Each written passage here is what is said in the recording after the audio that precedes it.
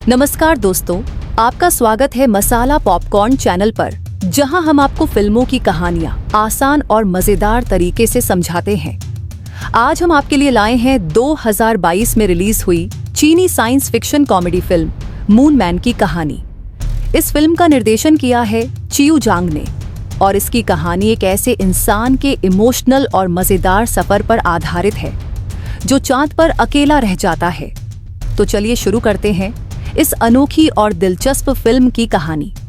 कहानी शुरू होती है भविष्य की दुनिया में, जहां धरती पर एक विशाल क्षुद्रग्रह एस्टेरॉयड के टकराने का खतरा मंडरा रहा है। इस संकट को रोकने के लिए वैज्ञानिकों का एक समूह यूनाइटेड नेशंस की मदद से ल्यूमिनस प्रोजेक्ट शुरू करता है। इस प्रोजेक्ट का मकसद है चांद पर एक बेस बनाना और एक शक्तिशाली रक्षा ढाल तैयार करना, ताकि एस्टेरॉयड को धरती से टकराने से पहले नष्ट किया जा सके। इस बेस में काम कर रहे वैज्ञानिकों और इंजीनियरों में से एक है दुगू युए, जो मुख्य किरदार हैं। दुगू एक साधारण और सीधा सादा आदमी है जो चांद पर बेस के कामों में मदद करता है।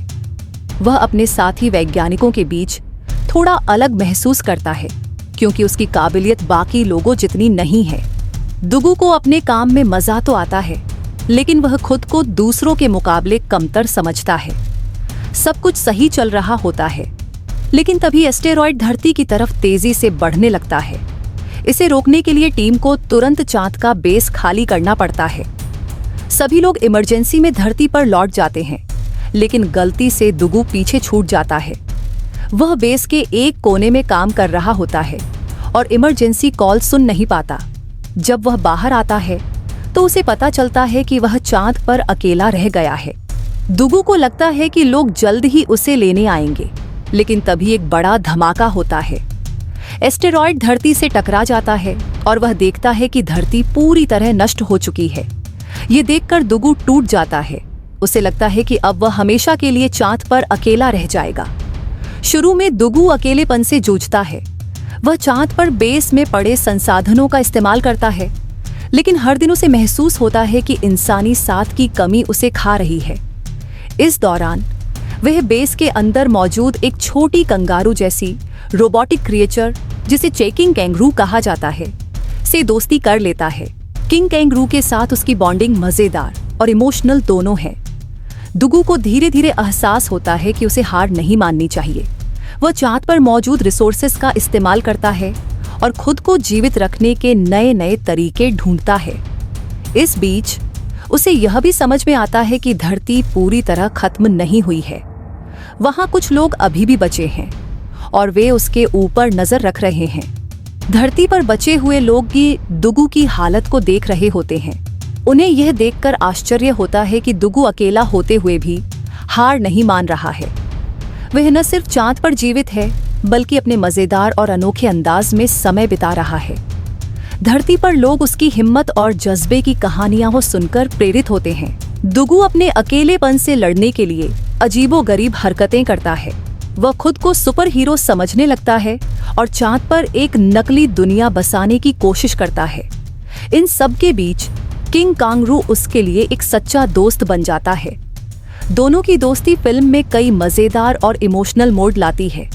एक दिन दुगू को पता चलता है कि एस्टेरॉयड से धरती को हुए नुकसान के बावजूद कुछ वैज्ञानिक और इंजीनियर धरती पर जीवन को फिर से बसाने की कोशिश कर रहे हैं। वह यह भी जानता है कि चांद पर उसकी मौजूदगी धरती के लोगों के लिए बहुत अहम हो सकती है।